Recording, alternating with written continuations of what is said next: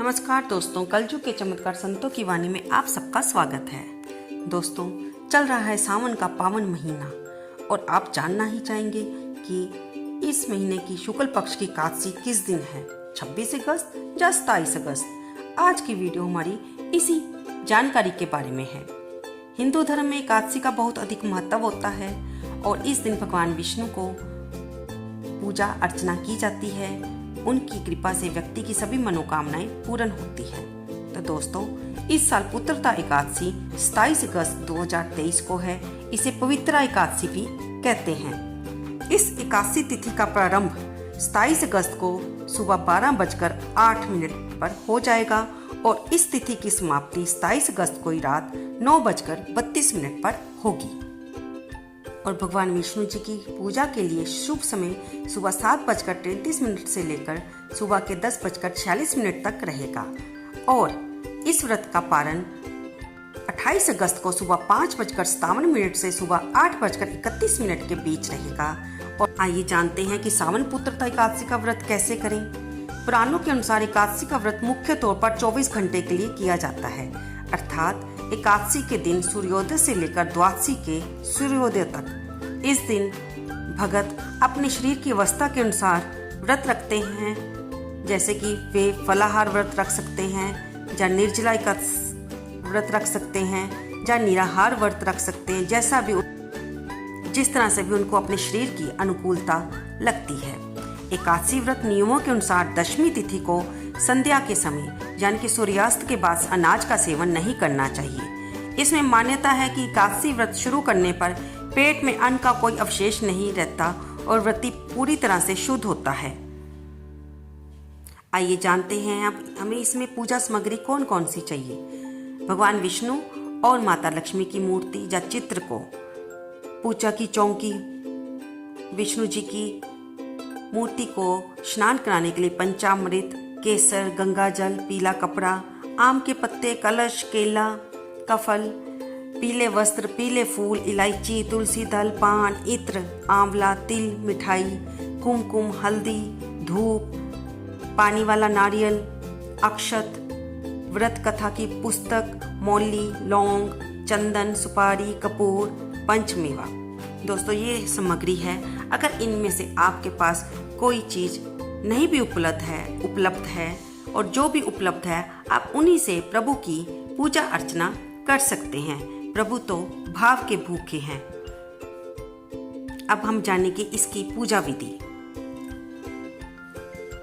एकादशी के दिन सूर्योदय से पूर्व उठकर स्नान के बाद सूर्य देव को जल चढ़ाएं, फिर घर के पास मंदिर में जाकर व्रत का संकल्प लें, नहीं तो घर में ही पूजा स्थान पर गंगा जल छिड़ककर उस जगह को पवित्र करें और पूजा की चौकी पर पीला कपड़ा बिछाएं। उस पर भगवान विष्णु और मां लक्ष्मी की मूर्ति या फोटो को स्थापित करें। अगर आपके पास इनकी फोटो नहीं है तो आप श्री सीताराम जी की या फिर लड्डू गोपाल को विराजित कर सकते हैं या फिर श्री कृष्ण और राधा जी की फोटो को स्थापित कर सकते हैं। ये सभी भगवान विष्णु के ही तो अवतार हैं, स्वरूप हैं। फिर दाईं ओर कलश पर मोरली बांधकर उसे स्थापित करें और उस पर लाल कपड़ा बांधे उसकी पूजा करें। विष्णु जी का पंचामृत गंगा जल से अभिषेक करें, फिर उन्हें पीले वस्त्र पहनाएं। अगर आप वस्त्र नहीं लाए तो आप मोली को भी यानी कि कलावे को भी वस्त्र के रूप में उन पर चढ़ा सकते हैं। उन्हें हल्दी, कुमकुम, चंदन, इत्र आदि पूजा सामग्री अर्पित करें। मीठे का भोग लगाएं, उसमें तुलसी दल जरूर रखें। पुत्रदा एकादशी की कथा सुने। आरती के बाद जरूरतमंदों को अन्न, वस्त्र आदि का दान करें। दूसरे दिन ब्राह्मणों को भोजन कराएं और शुभ मुहूर्त में व्रत खोलकर खुद भी आप कुछ ग्रहण कर सकते हैं। हो सके तो व्रत पारण के समय चावल अवश्य ग्रहण करें, क्योंकि व्रत में चावल खाने की मनाही होती है। लेकिन जब हम द्वादशी के दिन व्रत का पारण करते हैं तो ऐसा माना जाता है कि उस समय चावल का आपको अवश्य भोग लगाना चाहिए। आप उस दिन खिचड़ी बनाकर भगवान को और ब्राह्मण को देकर खुद भी भोग लगा सकते हैं। इस व्रत के नियम तो आप सब जानते हैं, क्योंकि हम हर कथा में आपको बताते ही हैं कि इस दिन व्रत के दिन व्रती को सुबह देर तक नहीं सोना चाहिए, दोपहर और रात्रि में भी जागरण करना चाहिए। विष्णु जी की भक्ति में ओम नमो भगवते वासुदेवाय इस महामंत्र का ज़्यादा से ज़्यादा जाप करना चाहिए। हो सके तो इस दिन श्री विष्णु सहस्त्र नाम स्तोत्र का भी पाठ कर लें। एकादशी के दिन मन और कर्म से शुद्धता बनाए रखें। ब्रह्मचर्य का पालन करें। किसी को अपशब्द ना बोलें। मन में बुरे विचार ना लाएं। क्रोध ना करें। चावल खाना और बनाना इस दिन दोनों वर्जित हैं। इस दिन घर में सात्विक भोजन बनाना चाहिए। अगर आप व्रत नहीं भी रख रहे तो भी मांस, मदिरा, लहसुन, प्याज का सेवन ना करें। दोस्तों, इस दिन तुलसी माता में जल ना चढ़ाएं। इस दिन तुलसी माता भी भगवान विष्णु जी के लिए निर्जला व्रत रखती हैं और अगर हम उन्हें जल चढ़ाते हैं तो उनका व्रत भंग होता है और हम भी पाप के अपराध के दोषी बनते हैं। शाम को तुलसी के पौधे के आगे घी का दीपक अवश्य जगाएं, क्योंकि तुलसी माता लक्ष्मी का ही दूसरा रूप मानी जाती हैं और इससे घर में माता लक्ष्मी की कृपा भी बनी रहती है। दोस्तों, पुराणों में कहा गया है कि जब तक पुत्र माता पिता का अंतिम संस्कार नहीं करता उसकी आत्मा को मोक्ष नहीं मिलता। सावन पुत्रता एकादशी व्रत पुत्र प्राप्ति के लिए ही बहुत शुभ फलदायी माना गया है। कई बार ग्रह दोष, पितृदोष के कारण हमें संतान सुख नहीं मिल पाता, लेकिन सावन पुत्रता एकादशी व्रत के प्रभाव से ये समस्त दोष खत्म हो जाते हैं और व्यक्ति भौतिक सुख को प्राप्त करता है। आइए सुनते हैं अब श्रावण मास के शुक्ल पक्ष की एकादशी, जिसे कि पुत्रता एकादशी कहा जाता है, इसकी कथा। इस दिन भगवान जनार्दन की श्रद्धा पूर्वक पूजा की जाती है। भक्ति पूर्वक इस व्रत को करने से सभी कामनाओं की पूर्ति होती है। संतान प्राप्ति की इच्छा रखने वालों को ये व्रत अवश्य करना चाहिए। आप जानते हैं कि ये सारी एकादशी की कथाएं भगवान श्री कृष्ण युधिष्ठिर को संसार के कल्याण के लिए सुना रहे हैं। जब भगवान कृष्ण जी से युधिष्ठिर ने इस एकादशी के बारे में पूछा तो वे बोले, हे पांडुपुत्र युधिष्ठिर, श्रावण शुक्ला एकादशी का नाम पुत्रता है। इसके बारे में एक प्राचीन कथा सुनाता हूँ, जिसके पढ़ने और सुनने मात्र से वाजपेय यज्ञ का फल प्राप्त होता है। आप ध्यान पूर्वक इस कथा को सुनिए। द्वापर युग के आरंभ में महिष्मती नगरी में महिजित नाम का एक प्रतापी राजा राज्य करता था। उसका बहुत बड़ा राज्य था, परंतु कोई पुत्र ना होने के कारण राजा महिजित को राज्य सुखदायक नहीं लगता था। पुत्र प्राप्ति के लिए राजा ने अनेक दान, पुण्य, यज्ञ, हवन आदि उपाय किए, परंतु राजा को पुत्र की प्राप्ति नहीं हुई।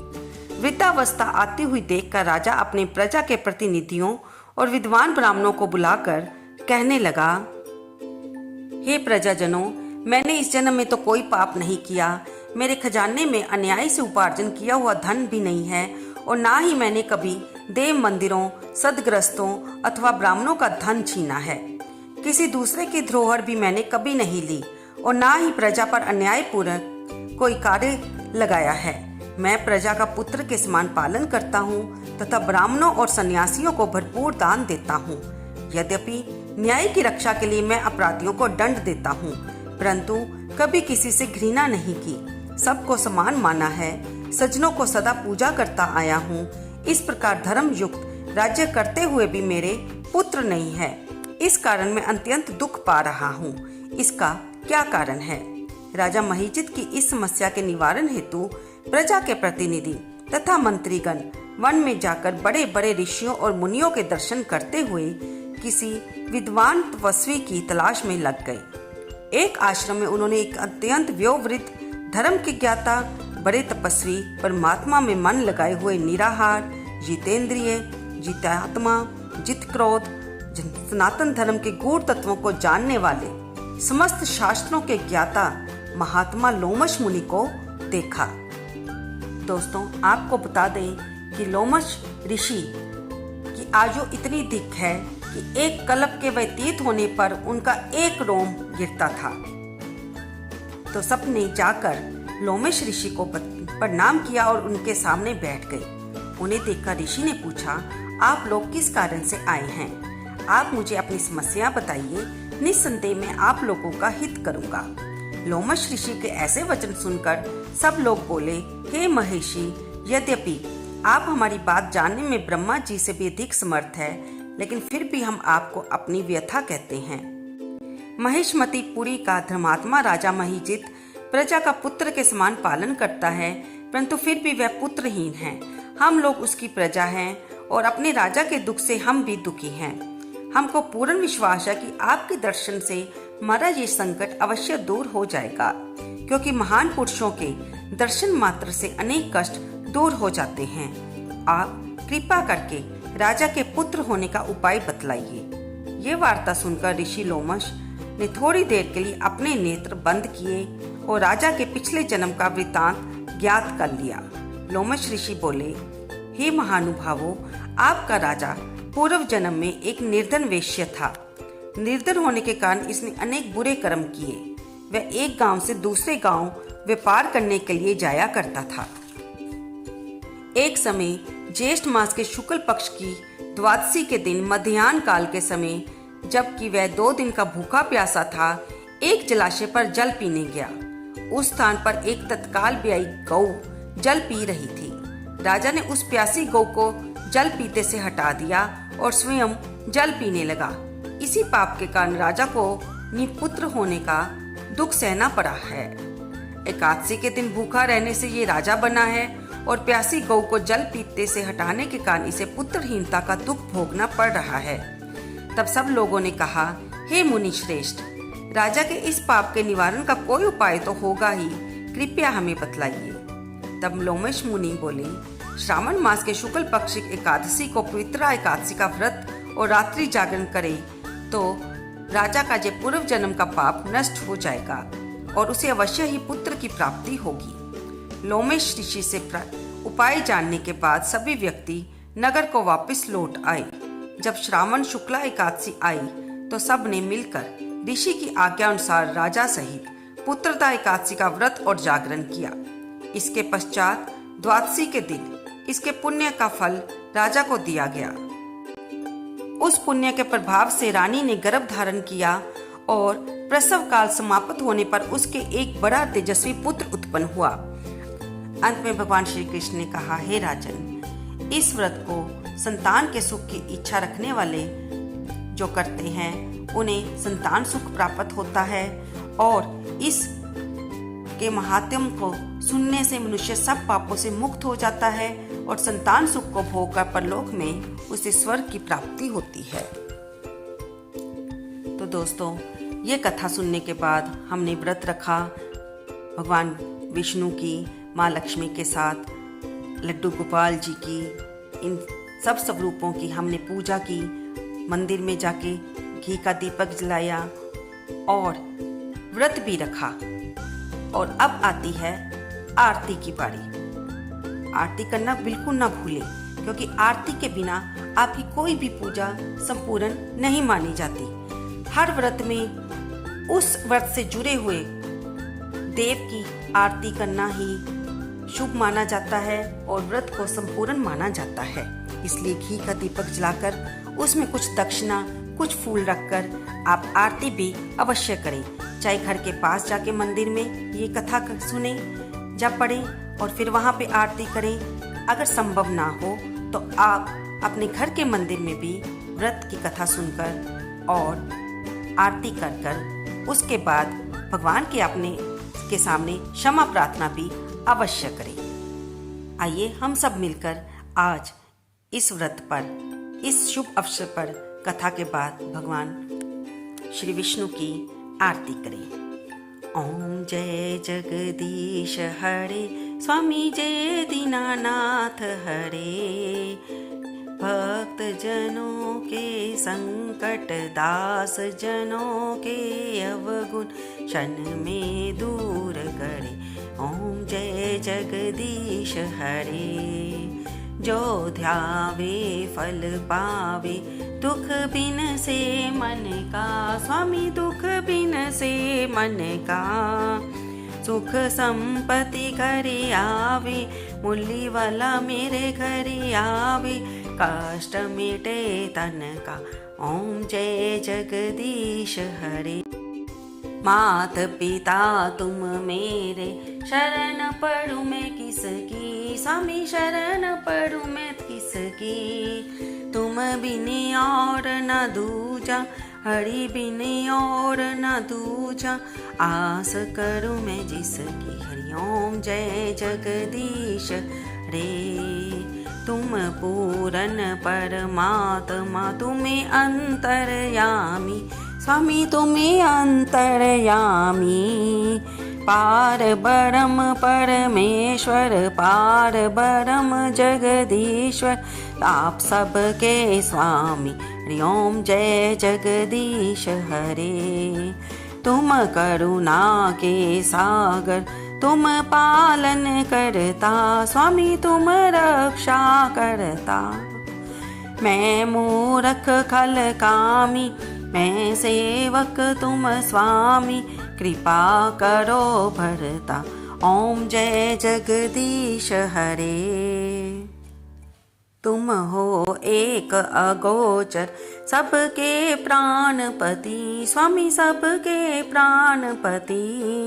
किस विध मिलूं दयालु, केड़े वेले मिलूं बंसरी वाले, तुमको मैं कुमति। हरि ओम जय जगदीश हरे। दीन बंधु दुख हरता, ठाकुर तुम मेरे, स्वामी रक्षक तुम मेरे। अपने हाथ उठाओ, दयावली शरणी लगाओ, द्वार पड़ा मैं तेरे। हरि ओम जय जगदीश हरे। विषय विकार मिटाओ, पाप हरो देवा, स्वामी कष्ट हरो देवा। शरदा भक्ति बढ़ाओ, शरदा प्रेम बढ़ाओ, संतन हरि सेवा। हरि ओम जय जगदीश हरे। तन मन धन सब है तेरा, स्वामी सब कुछ है तेरा। तेरा तुझको अर्पण, तेरा तुझको समर्पण, क्या लागे मेरा। ओम जय जगदीश हरे। श्याम सुंदर जी की आरत जो कोई नर गावे, दाता जो तेरे दर आवे। कहत शिवानंद स्वामी, जपत हरि हर स्वामी, मनवांछित फल पावे। ओम जय जगदीश हरे। जय जगदीश हरे, स्वामी जय दीनानाथ हरे। भगवान जय जय राधे श्याम हरे।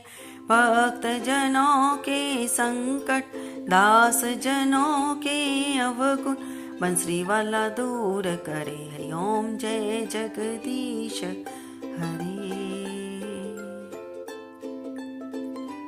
तो दोस्तों, ये सारी जानकारी थी एकादशी व्रत के बारे में। आपके साथ हमने मिलकर व्रत रखा, भगवान का पूजन किया, उनका षोडशोपचार पूजा की, उनकी कथा सुनी, उनका आरती की, भगवान से क्षमा प्रार्थना भी की। अब उनसे हमारी ये भी प्रार्थना कि हमें हमारी मनोकामनाएं पूर्ति के लिए हमने जो व्रत रखा है, हम सब भक्तों की और हमारी प्रार्थनाओं को स्वीकार करें।